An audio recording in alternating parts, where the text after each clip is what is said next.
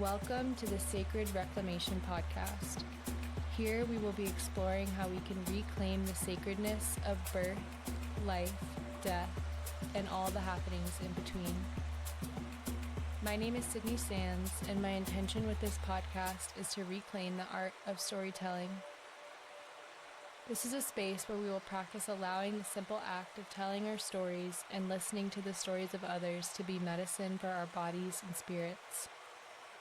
I invite you to keep an open mind and an open heart as you listen to these stories.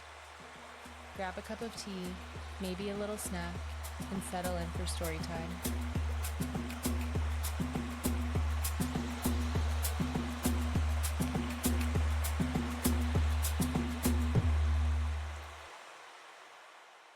Hello, beautiful angels. Welcome back to the Sacred Reclamation Podcast. I'm your host, Sydney Sands. And today on the show, we have a very special guest.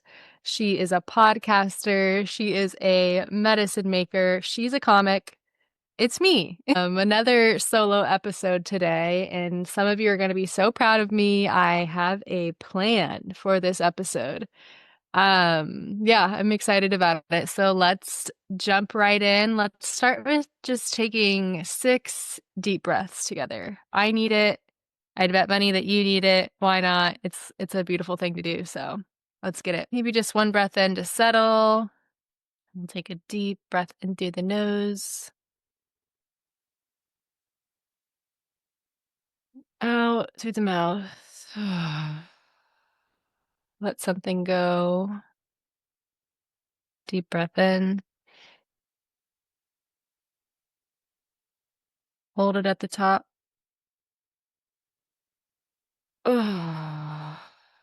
Let it out. Deep breath in through the nose. Filling up your belly. Out through the nose or mouth.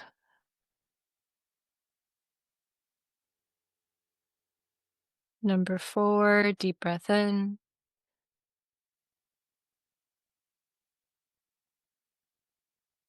And out. Really empty out all that air.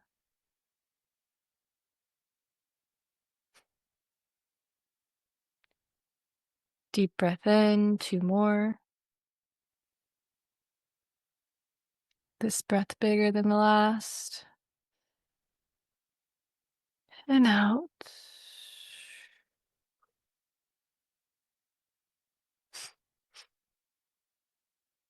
Get that stale breath out. Last one, make it the biggest breath you've taken all day.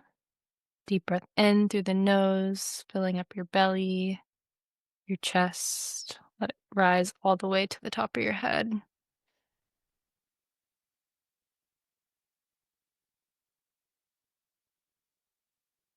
Hold it at the top.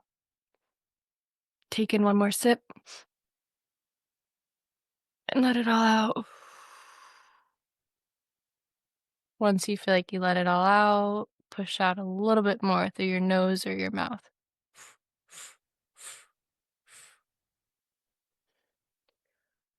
Okay. Return to regular breathing or continue breathing like that, whichever you prefer.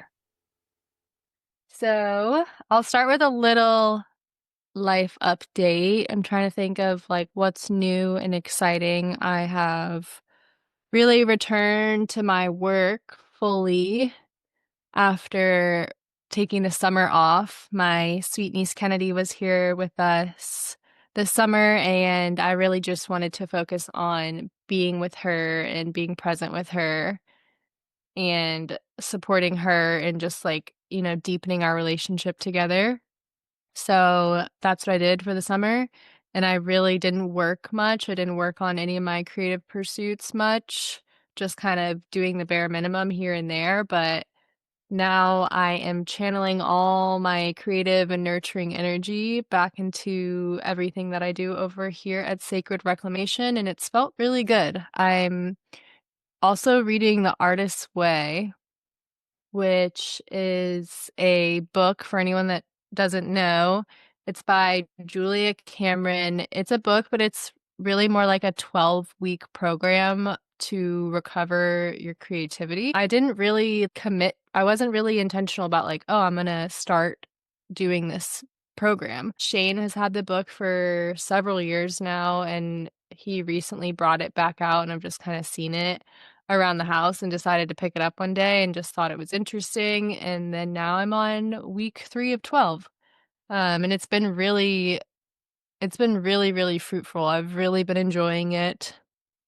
One thing about Artist's Way and the 12-week program is that you do morning pages. So every morning, pretty much as soon as you wake up, like one of the first things you do in the morning is you sit down and you write 3 pages. And it's not about, like, writing something good, it's just, like, emptying your brain and just writing whatever you wanna write about, like, don't worry about spelling, don't worry about handwriting, don't worry about if you're just, like, complaining the whole time.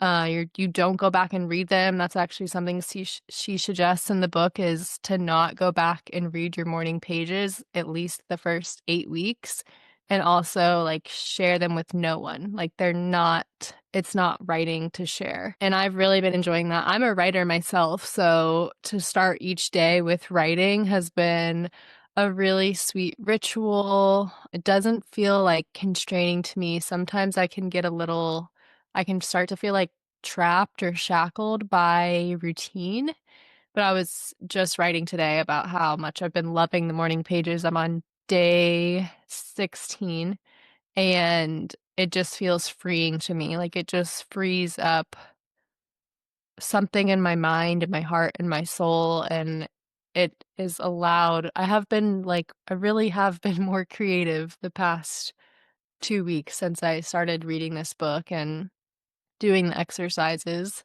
So, highly recommend it. I've also been reading alongside that The Creative Act by Rick Rubin, and that started because it, like, randomly popped up on my Spotify, like, podcast recommendations that Dr. Joe Dispenza was on Rick Rubin's podcast, Tetragrammaton, and I love Dr. Joe Dispenza, and yeah, also love listening to podcasts, and so I'd never listened to Tetragrammaton, but I listened to it, and then it just something about it intrigued me, and I think Rick Rubin is a pretty interesting person, and so I started listening to his podcast and also listening to him being interviewed by other people, and Shane and I actually we had watched a couple interviews with him on YouTube, and it's cool I always love when Shane and I find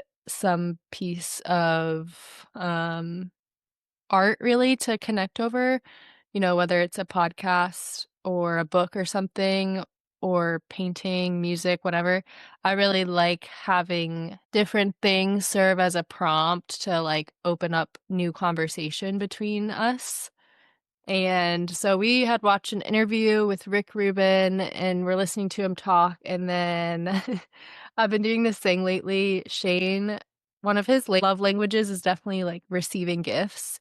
And that's not really one form. I'm not a gift receiver. That's not one of my love languages. Like getting a gift doesn't really do much for me. So I can tend to kind of like write off the power of getting someone a gift. But what I've been doing this year, which is whatever. It's a little selfish in a way, but I have been gifting Shane books, and sometimes the books that I gift Shane are also books that I wanna read, but it's kind of a win-win. So it's like it's fun because I can be like, "Oh, I ordered you a gift, like, it'll be here tomorrow," or "It's on its way." And Shane gets, excited to receive a gift and to open a gift, and he actually is interested in the books that I have gotten him, and I just happen to be interested in them as well. So, anyways, I got the book for Shane, The Creative Act by Rick Rubin, but I've been reading it as well. And, yeah, I also got another new book I got recently was Letters to a Young Poet, which also stemmed from that one interview we watched where it was like the founder of Vice was interviewing Rick Rubin, and he kept referring to Letters to a Young Poet. and so I ordered it. I've been reading that. It's definitely a good read, and also the letters that to this young poet that are being written from an older poet, um, they're dated, like, 1904, so some of them are really, really good, and I really enjoy them, and then some of them are just boring, and I'm not into it, and, yeah, so I'm slowly making my way through that, but it's all been very thought-provoking and providing a lot of, like, inspiration and just getting my creative juices flowing. So that's been really, really fun for me. It's brought this like new sense of vitality to me. And yeah, that's pretty much what I've been up to. Just I've been reading a lot, I've been writing a lot, and I've been exercising and trying to take more walks. The weather's cooling down here, which has just been absolutely fantastic. And the seasons are shifting and it feels really, really good. I feel ready. I feel like in sync with the seasons this year, and that also feels really good. All right. So, the first thing that I want to talk about today is kind of just like the act of podcasting itself. Specifically, I took a few months off. I took several months off from podcasting, and I just started doing this year after having the dream to start my own podcast for several years. And, you have to be willing to be bad at something in order to be good at it, or in order to just do it at all. And that's something that's kind of hard for me.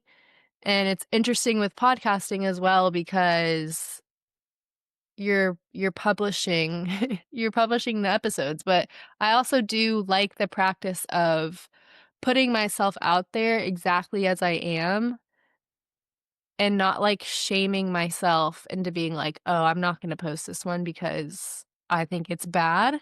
I think that it's an important practice for myself to just have self-acceptance and love and compassion for exactly who I am right now, and I also think that that's a really beautiful thing to put out into the world of, like, yeah, I hope that it inspires other people to show up exactly as they are and know that it's beautiful and worthy and valuable.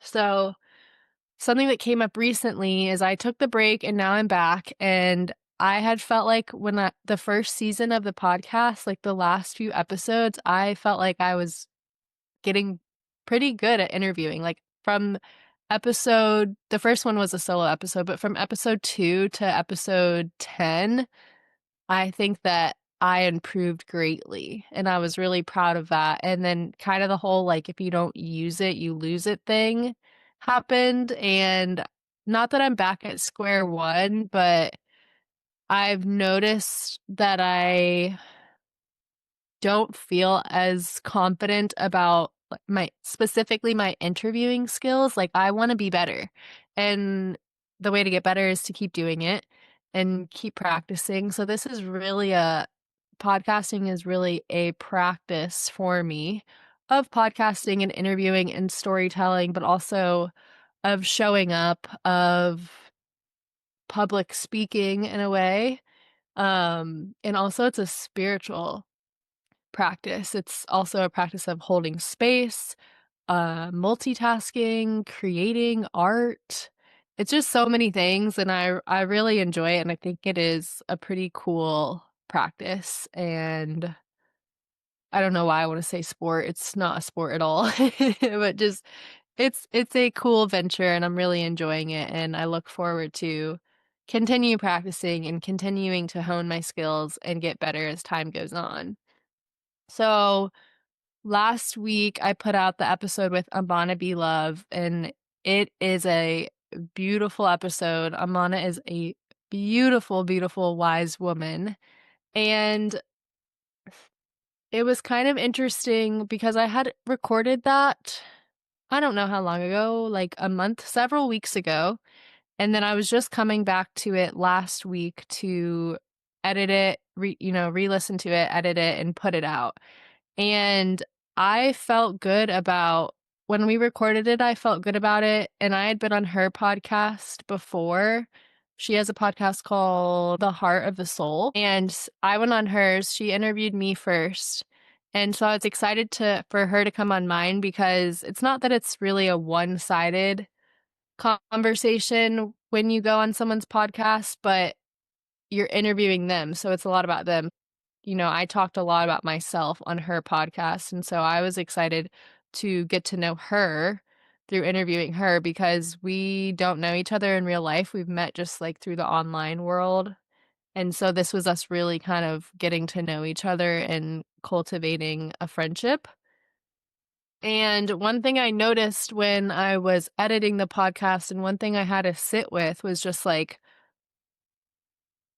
there's really this, like, awkwardness that comes with podcasting, at least for the style that I do, which is, like, deep storytelling, and so there's this, like, you have to really strike this balance between it's so unnatural to really be sitting with someone that you don't know very well and listening to their, like, deepest, biggest, most life altering stories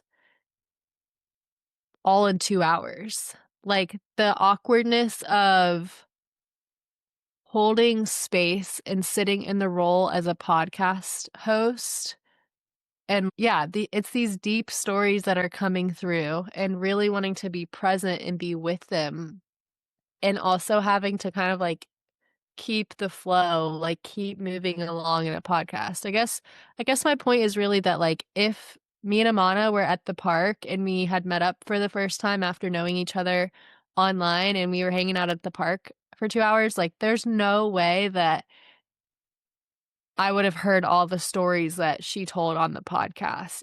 She has her story is so big and powerful and full of wisdom for women and really for all human beings. And yeah, I just think like it was interesting for me to look back on it and to like see myself, not realize this in real time as we were recording, but I was watching myself when I was editing and she would kind of like tell one of her big stories and if this was in real life and not the podcast world, like, I would totally need to sit and breathe and just, like, let the story wash over me and settle in my body and just be really present with the bigness of it. And I'm not saying that I wasn't present. I do feel like I am present when I'm interviewing people and recording this podcast, but I am saying that it's just interesting to see it was interesting to see myself, like, just be like, "Okay, thank you for sharing that," and I could kinda see it in myself, and then, like, there was a few pauses in the recording, which I probably edited out for the sake of time in the final version, but it's almost like I couldn't really fully let those stories and their bigness sink in because I had to stay with, "Oh, yeah, I'm interviewing someone for a podcast episode," like, it's not just a conversation in the park with a friend. So that was just something that I wanted to talk about, and, like, that's why podcasting is really, like, a spiritual practice, because at first I was getting kind of, like, down on myself of, like, "Oh, I did a bad job interviewing her." And I kinda think that's both true and not true. It's not that I did a bad job, I just know that I could do better, and it's almost like, "Oh, I would love to interview her like 2 years from now." And I have that similar feeling with the guest I had on next, who her episode will be out in 2 weeks from this one, and I just yeah, I kind of left that interview I haven't listened to it back yet, but I kinda left that interview feeling like I didn't do that good of a job, and that's okay. Like, I have to be willing to be bad at it in order to get good at it. And so I'm not going to, like, beat myself up.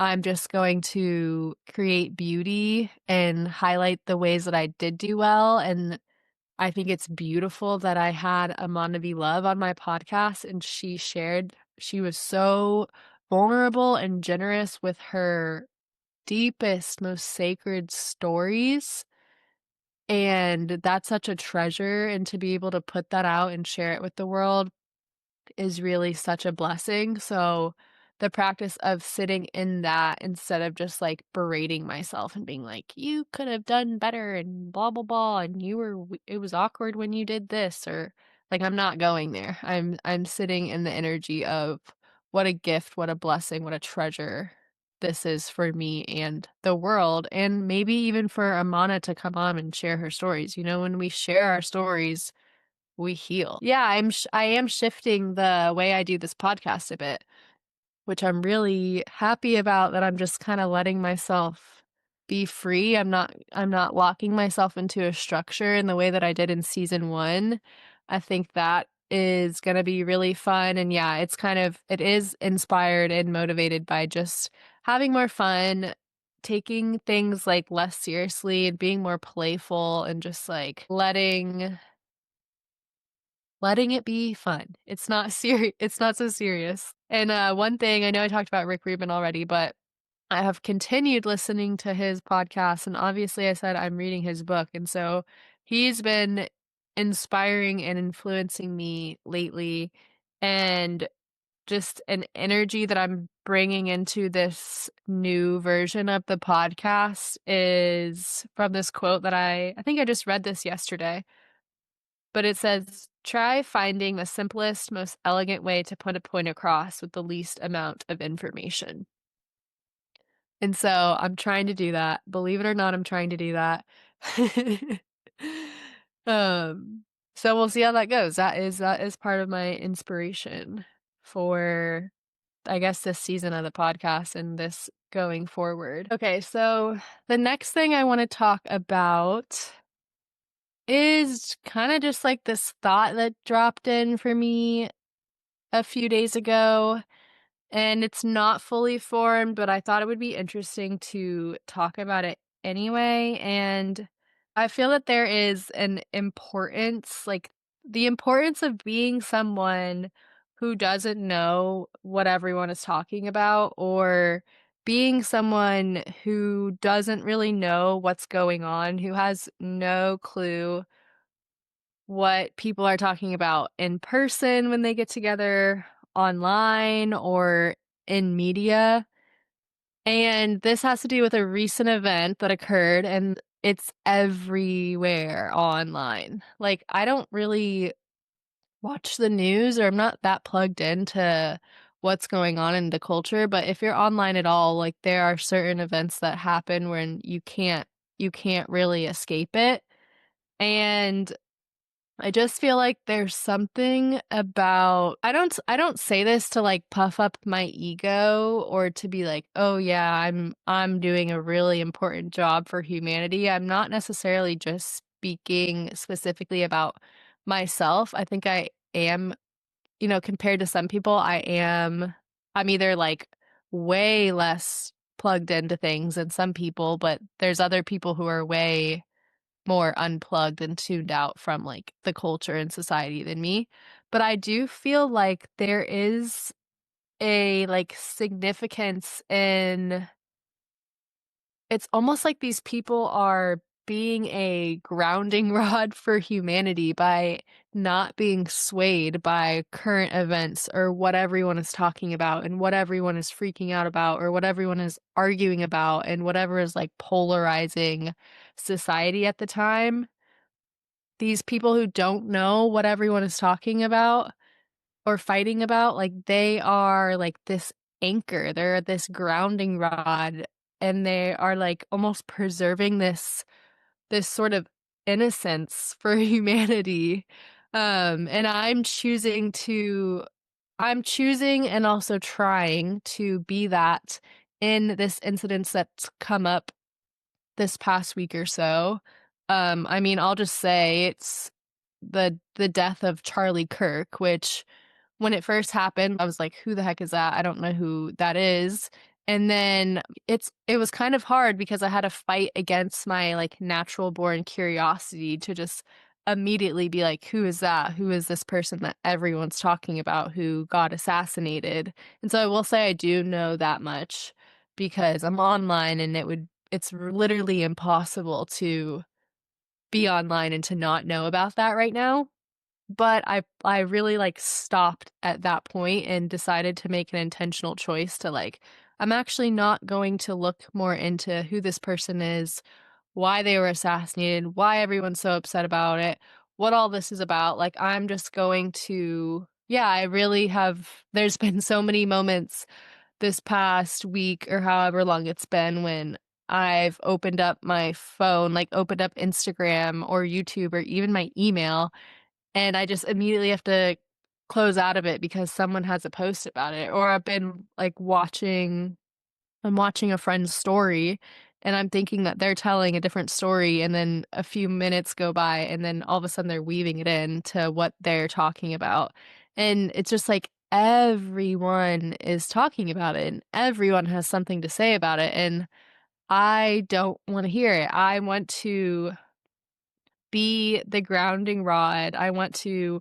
hold the anchor of, like, no matter what is going on in the world, I'm still a warrior of love, peace, and compassion for all sentient beings.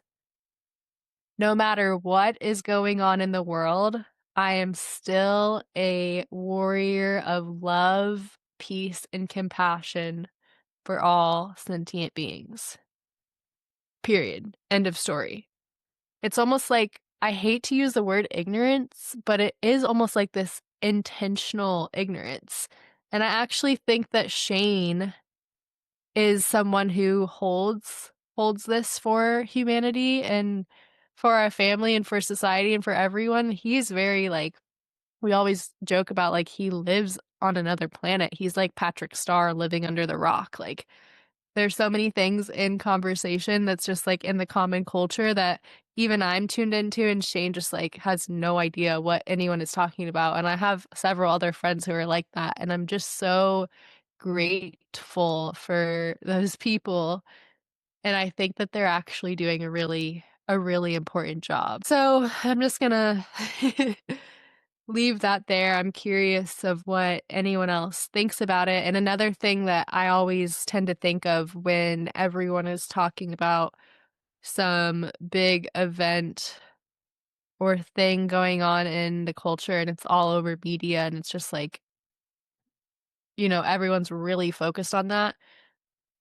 My little spidey senses spark up and I kind of start to think like, okay, what is this covering up? Like I feel like the government is doing something way worse than this, and they don't want the story to get out, so they're covering it up with this other story.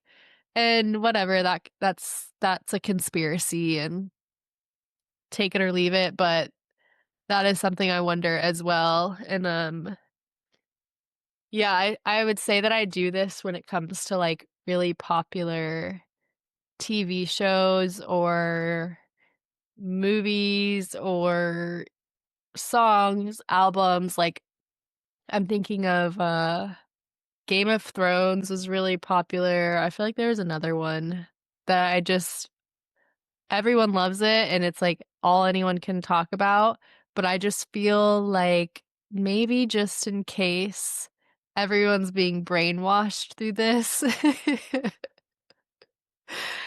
maybe I'm doing a really important job by not consuming this media, and I can be one of the few people in humanity and society who didn't get brainwashed, and I'll just, like, hold that for us. It's so silly, but I think of yeah, another thing is, like, the Drake and the Kendrick Lamar beef or whatever, that was a big thing. I was like, honestly, who cares? Like, that's so boring to me. What these 2 adult men are beefing about and, like, mm, the whole thing could have been like just a way to make money. Like, I'm sure they both made a shit ton of money off of everyone being so concerned with what was going on with them. And I'm not saying it's a bad thing to be in the know or be tuned in. I think, Natalie and I actually talked about this a little bit on next week's episode of how it can kind of be isolating to be the person who doesn't know what's going on because the things that people connect over are typically like what's going on in popular culture. And so, in a way, it's really sweet and connective and beautiful to know what's going on. That way, you can connect with other people around you over it.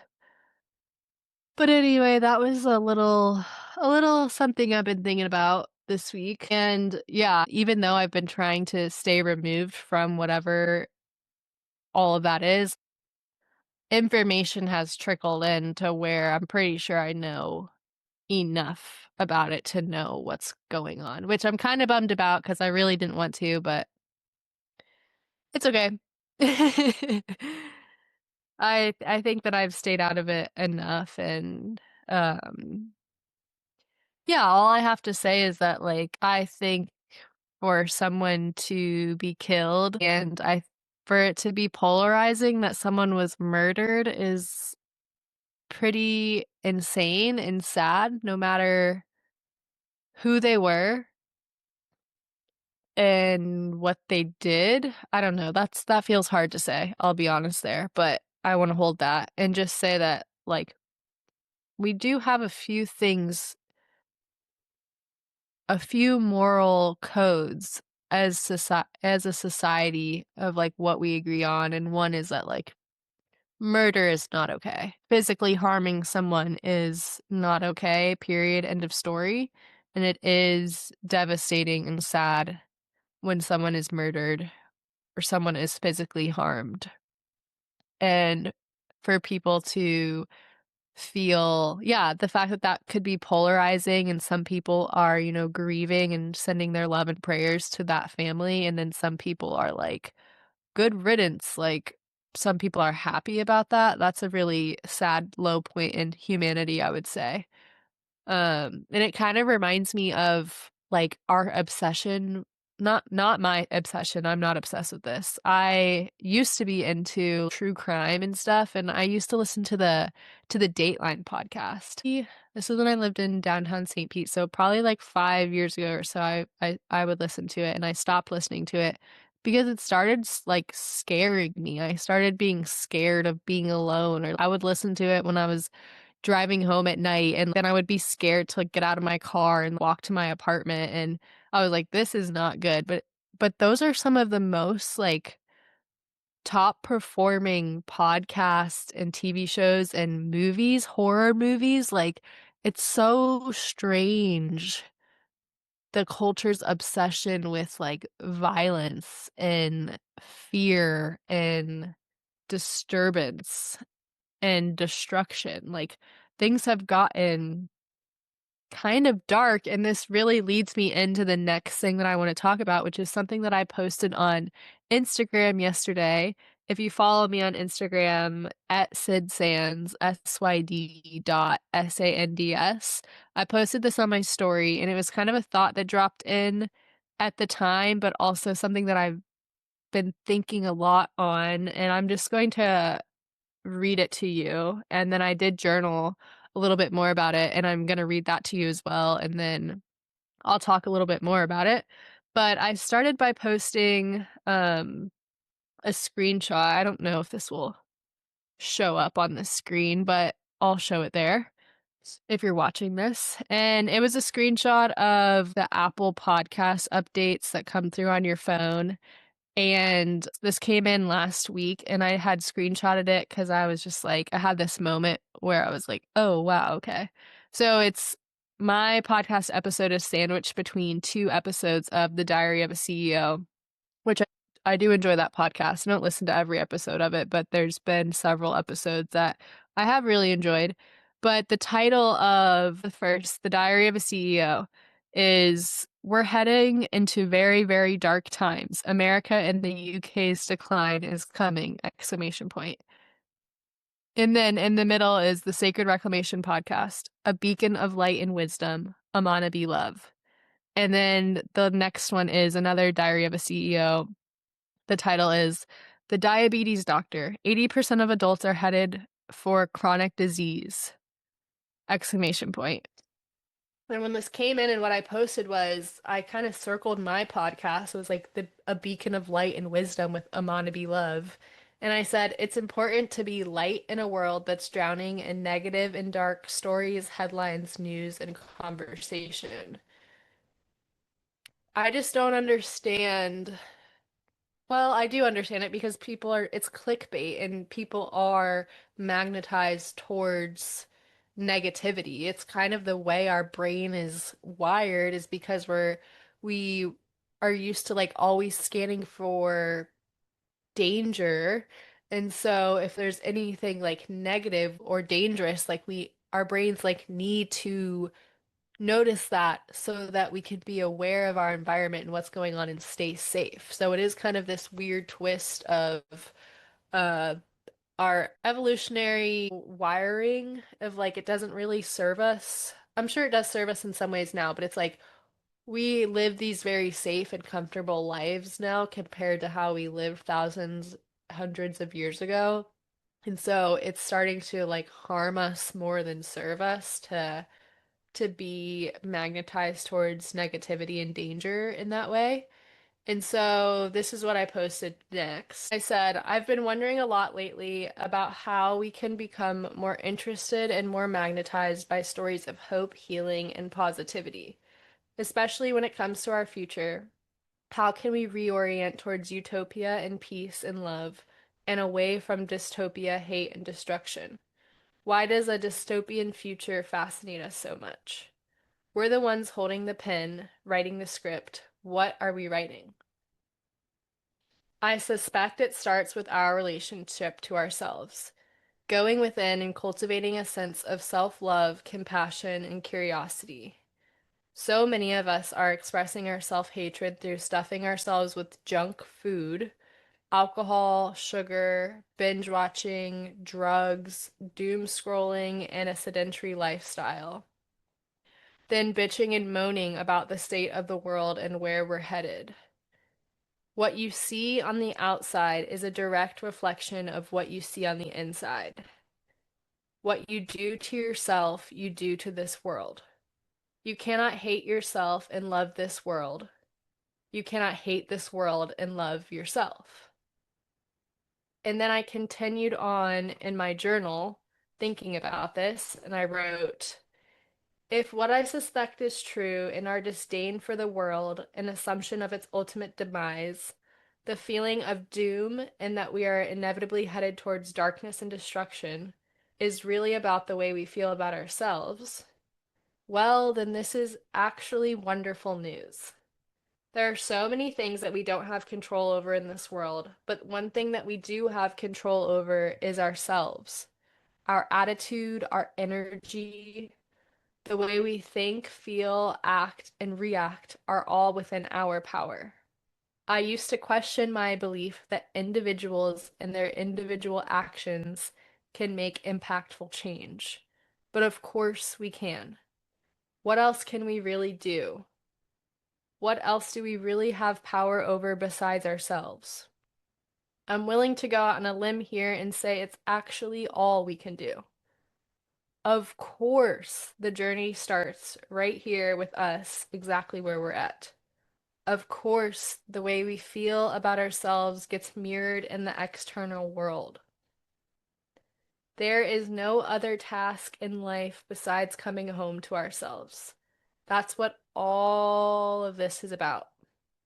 Learning how to forgive, learning how to love, learning to have greater compassion for ourselves and others, for exactly who we are, or who we were, or who we're becoming in each moment. That's all there is to do. That is the solution to every problem. Seriously. The solution is to love yourself. Start there and everything else will fall into place like magic. Yeah, so I mean, I think that pretty much succinctly sums it up. The journey home towards ourselves is everything. And self-care is community care, and self-love is community love, and loving yourself is loving others and loving the world. And that might sound really like woo-woo, but it's true. It's true. And some people might hear that and kind of think like, I don't even know where to start when it comes to loving myself, like truly, really loving myself. And I think that could be scary for a lot of people, actually. And I think it's so important to meet yourself where you're at with whatever love and compassion you can muster up at this time. And I actually think the foundations of health are a great place to start because it's hard to do deep inner work when you're not well. Like when you're not feeding yourself well and you're not being nourished, your nutritional needs are not met, and just like the basic necessities you need for survival are not met. Maybe they are in this modern sense of I eat food, I have water, I have shelter. But I think that once we have those needs met, we can go a layer deeper and say, what am I feeding myself? What is the quality of the food that I'm eating? Is the food I'm eating actually even really food, or is it just a bunch of things in a lab that got put together and coated in oil and fried up and thrown in a bag and filled with air? What is the quality of my food? What is the quality of my water? What is the quality of my environment, my shelter, external and internal environment? And just pick one place to start. Like, what is the quality of your relationship with yourself? What do you love to do? And are you doing it? Do you even know what you love to do? Like, what do you like to do? And when's the last time you did it? One of the activities in the artist's way was like making a list of 20 things that you love to do. And then you write down the date of when you last did it. And I felt so blessed when I made my list because I think it went on, I put probably more like 25 things.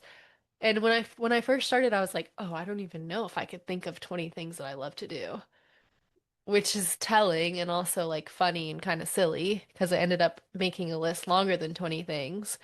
But I felt so lucky because like 95% of the things that I had on my list are things that I do regularly. Yeah, there's a few like traveling or camping or going like really going hiking. I haven't done in a few months, but I everything I've done this year, and that was really sweet, but also it was really telling of the journey that I've been on the past however many years of really reclaiming my life and building a life that I love. There's a song that I've really been loving lately. It's called Lucky by Tish Hyman. And she says, got a roof over my head. I'm so lucky. I've got shoes on my feet. I'm so lucky. I got water to drink. I'm so lucky. It goes on and on. And then she says, I do what I love every day. I always make a way out of no way. And I feel that. I listen to that song every day. I've been listening to that song every day for like 2 or 3 months, and I am lucky. I feel so lucky. I'm so blessed with this life. I do what I love every day, and I do that intentionally. I choose to do that. And you can choose that too. Like, even if it feels like you can't, you just have to start. You just have to begin. I remember, 2 or 3 years ago, before I delved deeper into this reclamation journey of mine, and I still lived in St. Pete, and I was working at a coffee shop, and I just started to get that familiar feeling of being upset and disappointed with my life and just like knowing that the way I was living was not sustainable for me. It wasn't enough for me. And some of you know my story of like that my mother committed suicide when she was 49 years old about 7 years ago. And so for me, this reclamation journey and this intentional choice to do what I love every day and build a life that I love is a I have to because I don't want to be 49 years old and wanting to kill myself because I hate my life and I hate myself so much. I'm not doing that. I'm carving a new path. I'm taking a new, blazing a new trail. I'm writing a new story for my lineage and for myself and for my future sons and daughters and grandchildren. And so yeah, I remember like first kind of getting that inkling and then getting curious about like what can I change? I didn't know. Like you kind of feel stuck at some points in your life and I was living in St. Pete. I had bills to pay so that I could keep living in St. Pete and keep living the lifestyle I was living. And so I needed to have a job. I needed to have income. And I just kind of started getting curious and something that I had heard or read or something was like one little simple way to start is by driving a different way to work or just like whatever you have like in your routine, if you go to the gym every day or you go to work every day or pick up your kids from school, like one little way to just kind of it's like rewiring your brain a little bit. I think it's like you want to activate, stimulate new neurons and get out of this like almost like zombie robot machine routine where you don't even have to think of it. You don't even have to be present or aware at all to drive to work because you go the same way every day, probably the same time every day. And so just go a different way, drive a different way to work and see what happens. Another thing you can do is brush your teeth with the other hand. If you're right-handed and you always brush with your right, brush with your left. Another thing you can do is look yourself in the mirror and stare at yourself in the eyes and say, I love you 10 times and see if you can do it. Like, see if you can say it 10 times and look yourself in the eye. A lot, like it can be hard for some people. It feels a little silly or ridiculous and you end up walking away before you do it 10 times, thinking like, oh, 5 times is enough. I think somebody recommends sitting on the floor while you do it because then it's it's not as easy to get up and walk away. Obviously, you can still just get up, but you're not already standing, so there's one more barrier. But it's little things like that. Like if you feel like it's this insurmountable task to reclaim your life and to learn how to love yourself and to get healthy and just like feel better, just start wherever you're at. Start small. Like start small. You can do it. You can do it. And there's so many layers to that journey, you know. I think creating is important. I think creating more than you consume is important. I think being aware of what you're consuming is important. Like we kind of talked about earlier, maybe making the choice to um stop with the true crime and constantly listening to horrible stories of people doing horrible things to other people. Maybe stop watching horror films, stop watching horrible things happen to people. Um, s- See if you could stop gossiping or see if you could just even notice when you're with a friend and you start like talking badly about other people, if you can notice it, and then if you can even redirect the conversation. The kind of music you listen to, that's something I've been on this year is cleaning up my music, which in some ways it's been a little bit heartbreaking. I don't know if it'll be forever because I really do think like music is a beautiful way to express all feelings of the human experience.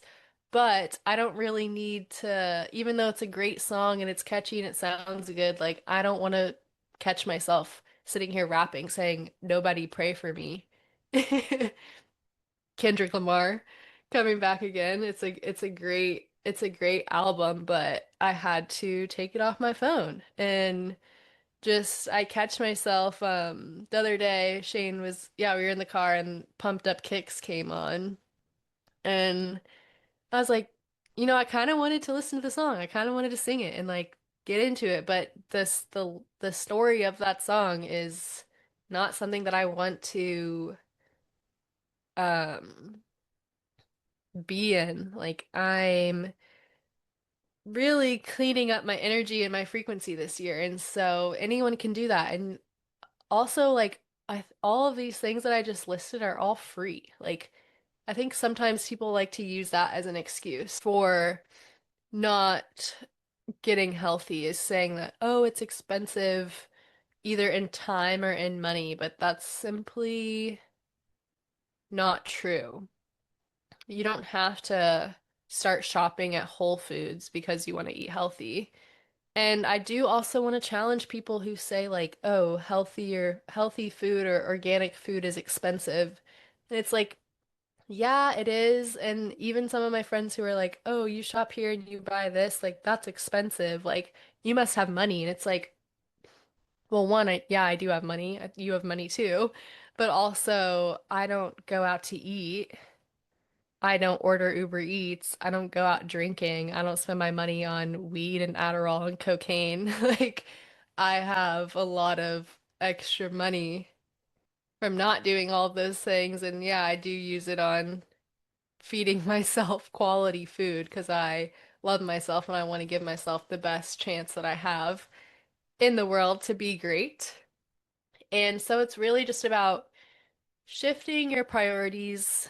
I think I should kind of stop it here because I'm so passionate about this and I'm so passionate around people reclaiming their lives and having this transformation of going from depressed and hopeless and zombie-like to really being an active participant in their life and falling in love with being alive and having this sense of vibrancy and vitality about them that is our birthright. Like we should all be like that. It shouldn't be the norm for people to be depressed and anxious and addicted to alcohol and drugs and nicotine and weed and screens and dopamine. It's our birthright to feel good and feel healthy and feel alive and feel in tune with the pulse of life. And so you deserve it. I just gave you several places to start. I mean, I think even just being curious, getting curious about it, becoming aware of it, of where you're at and also just admitting like once you become aware of where you're at, asking yourself, am I willing to shift?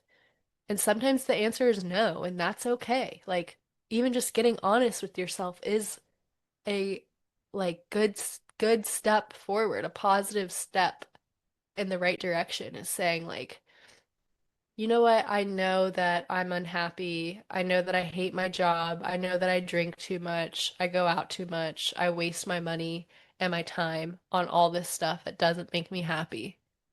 And when I ask myself, am I willing to shift? The answer is no. Not right now. I'm not. And that's okay. And love yourself for that. Love yourself for being courageous enough to be honest and to really see yourself where you're at right now and accept yourself where you're at right now. No, I'm not willing to shift. For me, I have this desire to be someone who doesn't watch TV at all, doesn't watch any shows, doesn't watch any movies, doesn't watch YouTube, doesn't scroll on social media. And now that I'm even saying that out loud, I'm like, do I really have the desire to be that person? It kind of like it's hard for me to even say that. But my point is like then I get to the point of okay, am I willing to shift? No. not completely. I'm not willing to completely let go of enjoying that expression of art, um, and that connection point that is social media. I'm not willing to shift that yet. And that's okay. I've reduced my screen time greatly, but I still love watching a movie or watching a stupid show or watching YouTube or seeing what my friends are up to or people that I like following on social media. Like, I still like having a little bit of that in my life. And that's totally okay. It's perfect. It's beautiful. Anyways, I'm gonna leave that there. If there is anyone here listening who wants to go on that journey and doesn't know where to start and wants support on it, that's something that I offer. I offer one-on-one consultations and yeah, reach out and I would love to work with you or talk to you about working with you if you want to really commit and get into a serious one-on-one relationship and have intentional, loving, grounded support in that journey, I would love to work with you and support you in that way. All right. I think that is it for this one. I know it is it for this one. I am sending you so much love and gratitude and many blessings your way. I'm so grateful for you, whoever you are listening, and I would love to hear from you. So leave me a comment just saying hi or what you thought of the episode, if you agreed with anything, if you disagreed with anything. Yeah, leave me a comment and share this episode with a friend. That would be really cool. That's a really loving, generous thing to do. um, to say, hey, I listened to this and I loved it and I thought of you. I think that's really sweet. All right. Love, love, love, love, love. See you on the next one.